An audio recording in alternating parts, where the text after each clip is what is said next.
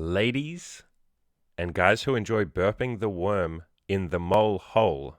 I have no idea what the fuck that means. I think it means sex. Andy here, the Inner Winner Show. Let's fucking go. You can see on camera, guys, that I look a little bit tired today.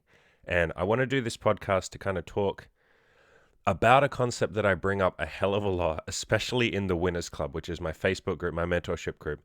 One of the guys in there, his main mission is working on his sleep, or I would say fixing his relationship with sleep. He has kind of a toxic relationship with sleep, as in he beats himself up if he doesn't get good sleep. He's very like hyper focused on, I have to get good sleep.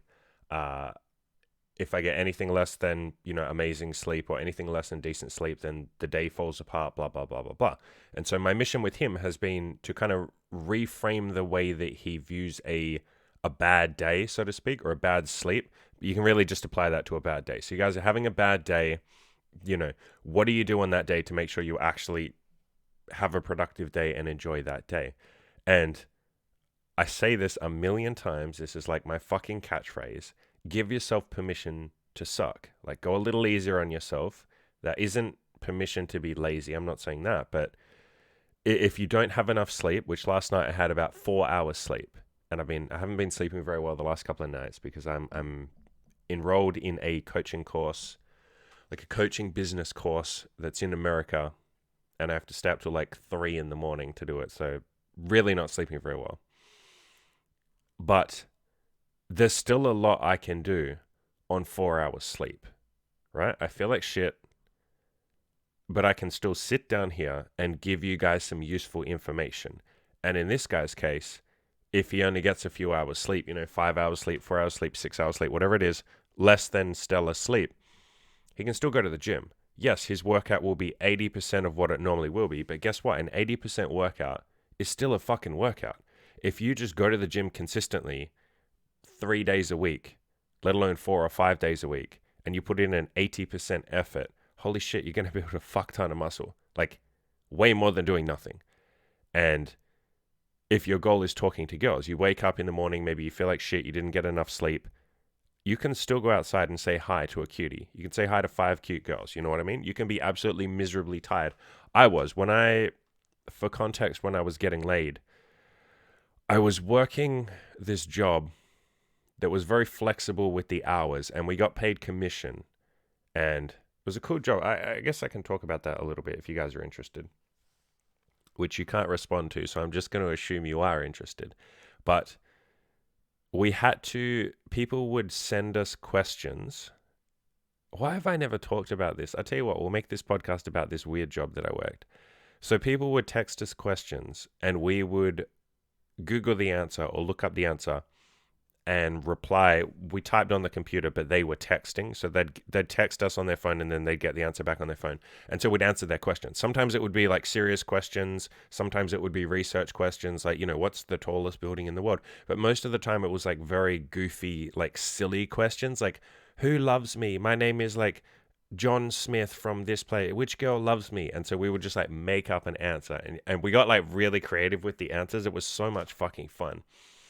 And people would sometimes or a lot of the time, they'd send really stupid questions. Like we had one girl, I've saved all the questions. I tell you what, at some point I should read out a bunch of the questions, because I still have these on my computer, even like 5 years later, I think it is.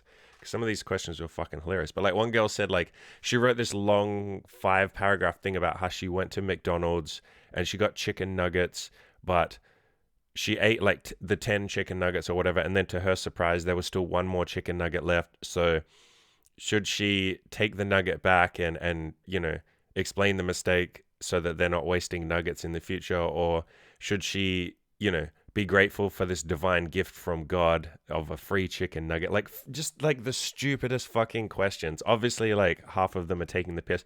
Where like some guys said, like, help, what do I do? I'm in the middle of having sex with my girlfriend and my mum just walked in. Like, what do we do? And I got that question. I just wrote back like, look your mum straight in the eyes and wipe your dick clean on the curtains like a real man. Like, we just got to have like so much fucking fun with these questions. Like, holy shit.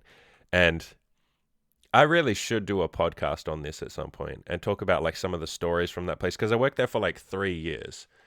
And there was a point where Okay, so this is where the nerdy part of me comes in. The part of me that knows, this is why I make all these fucking like nerd jokes and programming jokes. I taught myself like little bits of coding. I went to university for like a year. I dropped out because I just wasn't into it, but I taught myself little bits of coding. And so for this job, a lot of the questions that we would get, the answers would fit a certain template. As in, there was a, like, you could almost copy paste an answer, but you just had to change a couple of words each time. And I saw potential here. Everyone else was kind of taking about like 3 minutes to answer a question. I can't remember how much we were getting paid. I think it was like, God, it's been so long. I think it was like 25 cents per answer. I think. So extrapolate that out and work out what you would earn.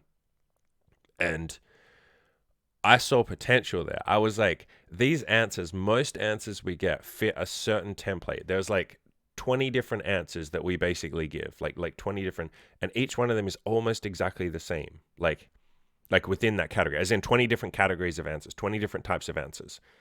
And so I thought, like, could I almost automate this? And so I taught myself, how to code. I used a software or a coding language, I guess you'd call it, called AutoHotkey.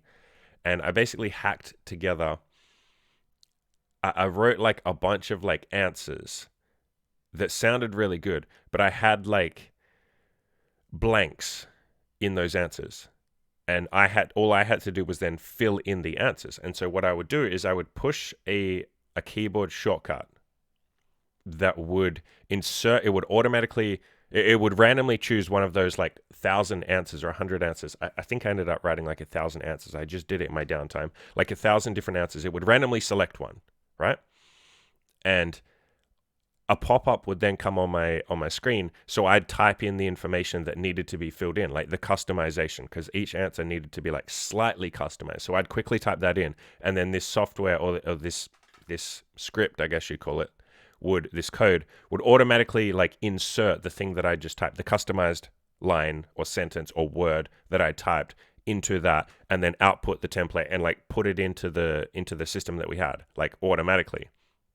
So instead of me having to like copy paste a template or write it by hand or something, I could literally just hit like Control, like Alt W or whatever the fucking, I can't remember what the keyboard shortcuts were. And I had like a bunch of different shortcuts for every different type of answer. And I got really good. I memorized where all of them were. I think I had like 20 different hotkeys and I knew where they all were. And I could just like bang it out. So like I got to a point where I could answer questions in like fucking 10 seconds as opposed to like 3 minutes.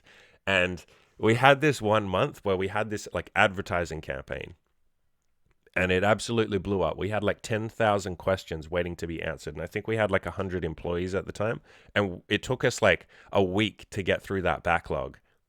And the managers said, okay, because this is like just absolutely fucking, we have so many questions waiting to be answered. You guys don't need to customize your answers anymore. Just kind of write a general template or use your general templates if you've already written some, and don't worry about adding any customization. So I quickly edited the script, and at this point all I had to do was hit the keyboard shortcuts, and like I didn't have to type anything. No pop-up came up for me to type in a customized sentence or a word or whatever.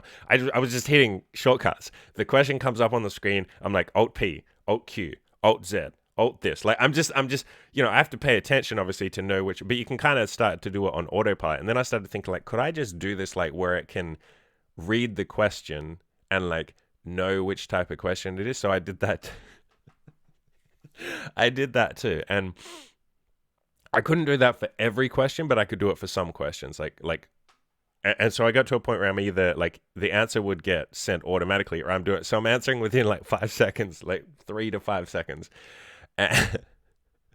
And like at this point in time, I start trying to optimize it even more. I'm like, should I buy a new laptop so that it would be like, because I had kind of like an old computer. So I was like, should I buy a new computer so like the page doesn't take like half a second to load? And so I used Firefox, and there's like, this is so nerdy. Any of you guys who aren't into this shit will just be like, bro, like, what the fuck were you doing? But like, I love this kind of nerdy shit. So I used Firefox, and there's different add-ons and stuff you can do to like stop certain parts of the page loading. And so I basically stopped the entire page from loading with every question, and all it would load was the actual question. So I got it down to like the question would load within 1 second and my answer would go out. And so I'm just like speed running this shit, right?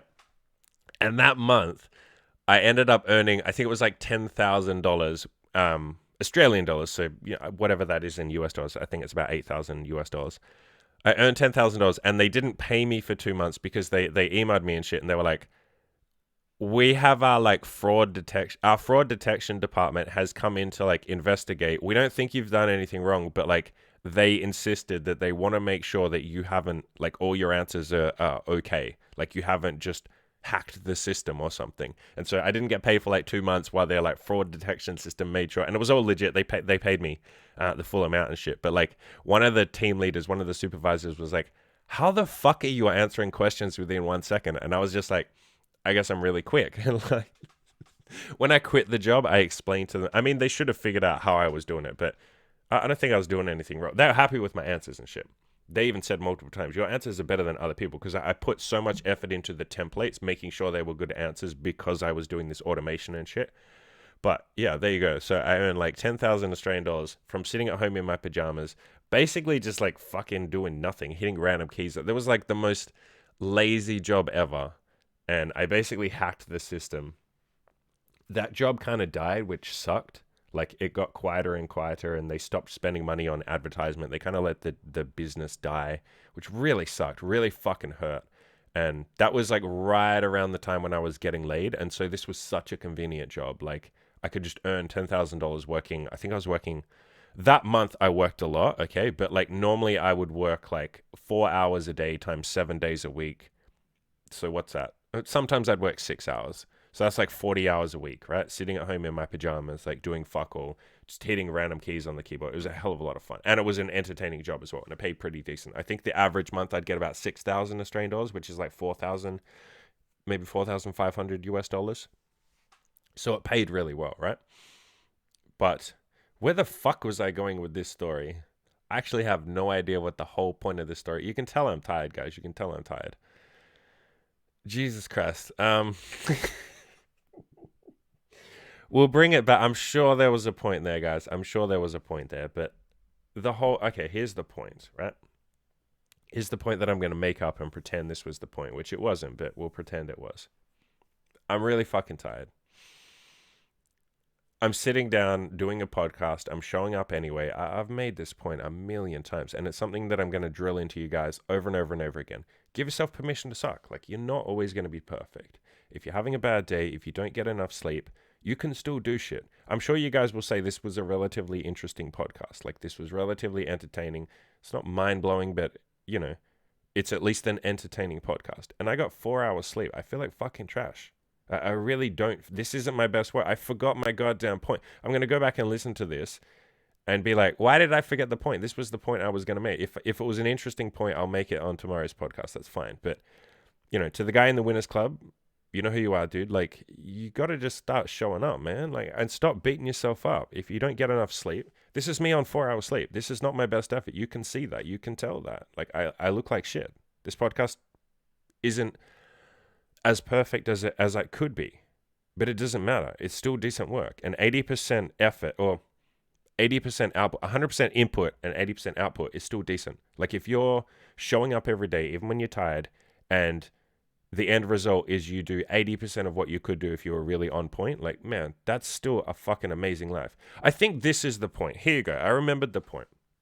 So when I was working that job, it was very flexible with the hours. You could work whenever the fuck you wanted. And I found the most questions came in, or the easiest to answer questions came in at like 4 in the morning until about like 7:30, 8 a.m. And so I would work from like 3 a.m., sometimes 4 a.m. until, you know, like 9 a.m., maybe 8 a.m., sometimes maybe 9 a.m. And that felt fucking miserable. Like, I ruined my sleep. But that was when I earned the most money. And so therefore I didn't need to work 8 hours every day. I could coast by on like 4 hours, maybe 5, maybe 6 hours some days, and pay the bills and have like money to spare, right? At that point in time, I was trying to pay off debt and a bunch of other shit. And as the job got quieter and quieter, I started earning less and less money, and then I started running out of money. So that kind of sucked. But I guess at that point in time, I was still getting up at like 3 a.m., 4 a.m. And then I was having to work till like 11 a.m., right? And not quite making enough to pay the bills. I eventually had to quit that job and go and do the pool tiling job that some of you know about. And then I worked at a warehouse for a while. Because I was working so much, like 3 a.m., 4 a.m. to like 11 a.m., I was fucking tired all the time. I was doing that 7 days a week, by the way. That was like 7 days a week.